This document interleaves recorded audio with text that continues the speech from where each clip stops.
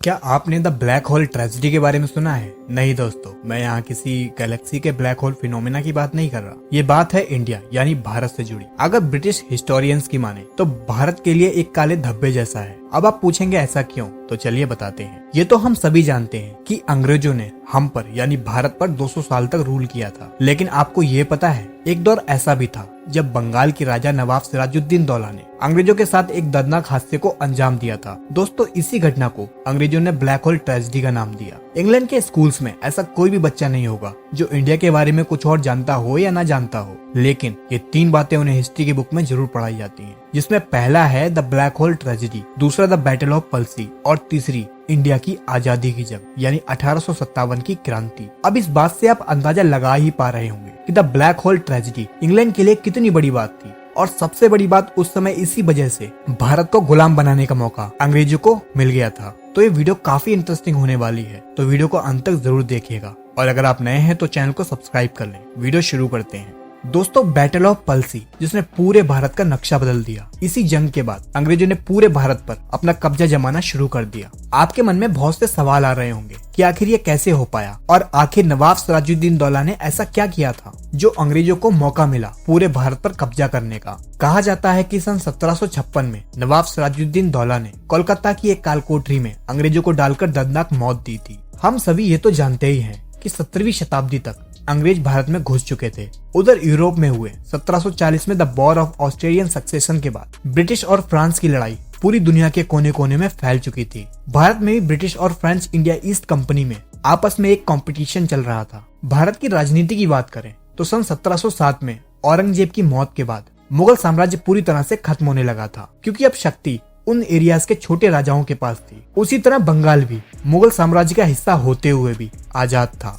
लेकिन बंगाल उस समय पूरे भारत की इकोनॉमिक पावर था। इसी वजह से यूरोपियन कंपनीज बंगाल पर इंटरेस्ट दिखा रही थी। इस दौरान अंग्रेजों ने अपना साम्राज्य सुरक्षित करने के लिए बंगाल में जगह जगह मिलिट्री कमांड हाउसेस बनाना शुरू कर दिया। इन्हीं में से था फोर्ट विलियम, जो सन 1690 तक बनके तैयार हो गया था। फोर्ट विलियम हुगली नदी के किनारे एक बहुत ही अच्छा आर्किटेक्ट मार्वेल है। इसका नाम इंग्लैंड के किंग विलियम III के नाम पर रखा गया था। हालांकि ये कोलकाता की सबसे फेमस मार्वेल है, लेकिन यही फोर्ट विलियम उस समय black hole tragedy, battle of palsy जैसे इवेंट की जगह बनी थी। जैसे जैसे समय बीत रहा था, अंग्रेजों की नीयत में खोट आने लगी थी, क्योंकि बंगाल उस समय सबसे अमीर और रिसोर्सेबल स्टेट था, क्योंकि पूरे भारत में होने वाले ट्रेड में बंगाल का 60% योगदान था। ब्रिटिश इंडिया के बड़े बड़े ऑफिसर्स अपने मकसद को पूरा करने के लिए छोटे राजाओं को महंगे तोहफे और पैसे देते थे। तो इन राजाओं को पैसे और तोहफे मिल जाते थे और अंग्रेजों को बेलगाम ट्रेड करने की आजादी। तो ब्रिटिश इंडिया कंपनी काफी मुनाफा कमा रही थी, लेकिन इसका फर्क पड़ रहा था भारत के डोमेस्टिक इंडस्ट्रीज और छोटे व्यापारियों को। जमींदार, मर्चेंट्स और लैंडलॉर्ड्स सभी ब्रिटिशर्स से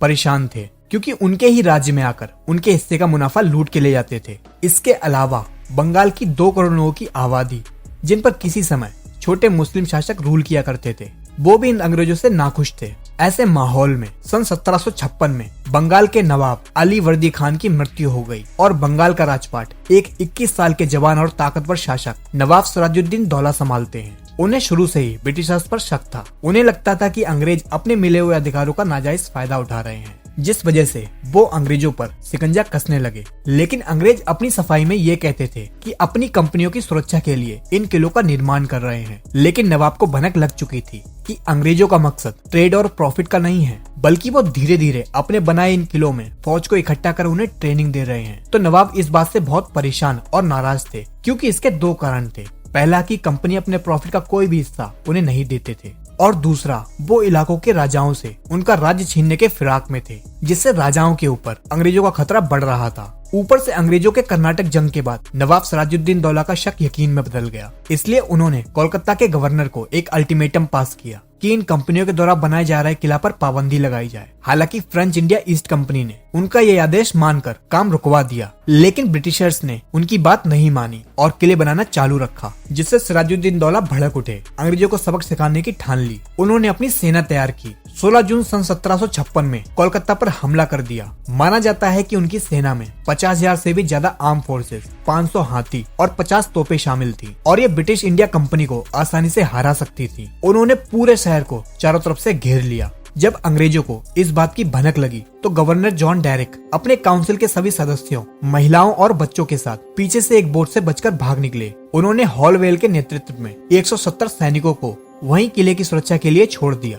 20 जून 1756 में नवाब की सेना ने फोर्ट विलियम की दीवार तोड़कर किले को अपने कब्जे में कर लिया और हॉलवेल सहित अंग्रेज सैनिकों ने उनके सामने सरेंडर कर दिया। सिराजुद्दीन दौला ने अपना दरबार किले के बीच में लगाया। वहाँ उन्होंने 2 घोषणाएं की। पहली कि कोलकाता का नाम बदलकर अलीनगर रखा जाए और दूसरा राजा मानिक चंद को किले का मालिक घोषित किया।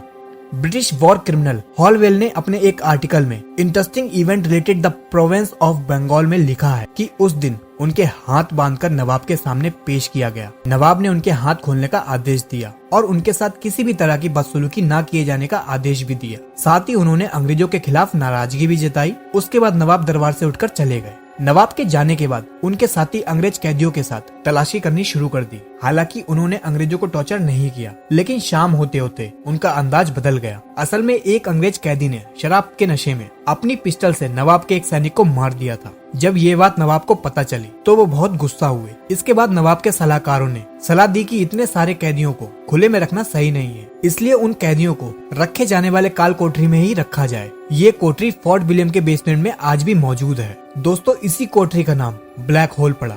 नवाब इस सुझाव से राजी हो गए। दोस्तों, सबसे बड़ी बात, वहाँ मौजूद 170 कैदियों को बिना रियायत के एक 18x14 की काल कोठरी में डाल दिया गया। उस कोठरी में केवल 2 खिड़कियां थी और आपको जानकर हैरानी होगी, ये कोठरी सिर्फ 3 या 4 लोगों के लिए ही बनी थी। लेकिन उस रात इसमें 170 कैदियों को जबरदस्ती ठूंस दिया गया। जून महीने की वो रात शायद साल की सबसे गर्म और उमस भरी रात थी। ऐसे में बिना खाना पानी और हवा के उस कोठरी में इतने सारे कैदियों को शाम 7 बजे से लेकर सुबह 6 बजे तक रखा गया। और आप अंदाजा लगा सकते हैं कि उस कोठरी के अंदर की हालत क्या रही होगी। कुछ हिस्टोरियंस बताते हैं कि जिन सैनिकों को इन कैदियों की निगरानी के लिए रखा गया था, उनमें से किसी की इतनी हिम्मत नहीं हुई कि कैदियों की हालत के बारे में नवाब को रात में उठाकर बताया जाए। जब अगली सुबह नवाब सिराजुद्दीन दौला को इस बारे में पता चला, तब उन्होंने उस कोठरी को खोलने का आदेश दिया। कहा जाता है कि जब उस ब्लैक होल का दरवाजा खोला गया, तब 170 कैदियों में से सिर्फ 23 कैदी ही जिंदा बच पाए। बाकी के कैदी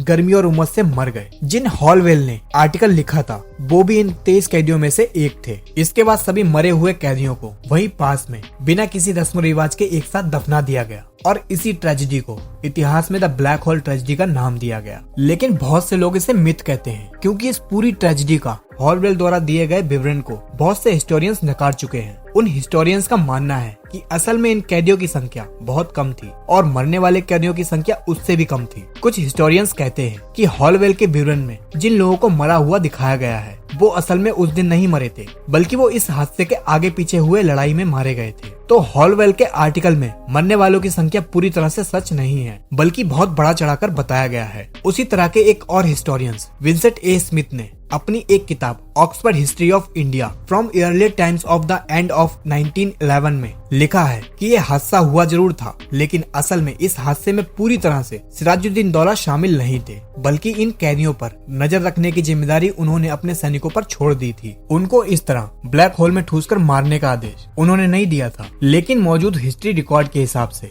ये बात भी सच है कि इस घटना के बाद उन्होंने अपने किसी भी सैनिक को इस जुर्म के लिए ना तो कोई सजा दी और ना ही कोई अफसोस जताया। इसके अलावा कई हिस्टोरियंस ये भी कहते हैं कि ये पूरा का पूरा इवेंट एक मिथ के अलावा और कुछ भी नहीं है। ये अफवाह अंग्रेजों के द्वारा ही उड़ाई गई है, जिससे उन्हें बंगाल पर हमला करने का बहाना मिल जाए। क्योंकि जैसे ही इस हादसे की खबर ईस्ट इंडिया कंपनी के हेडक्वार्टर इंग्लैंड तक पहुंची, वो ये सुनकर भड़क उठे। कहा जाता है कि इसके बाद हर अंग्रेज के सीने में बदले की आग लग गई थी। वो सिराजुद्दीन दौला से इस हादसे का बदला लेना चाहते थे। इसके लिए रॉबर्ट क्लिव को भारत भेजा गया।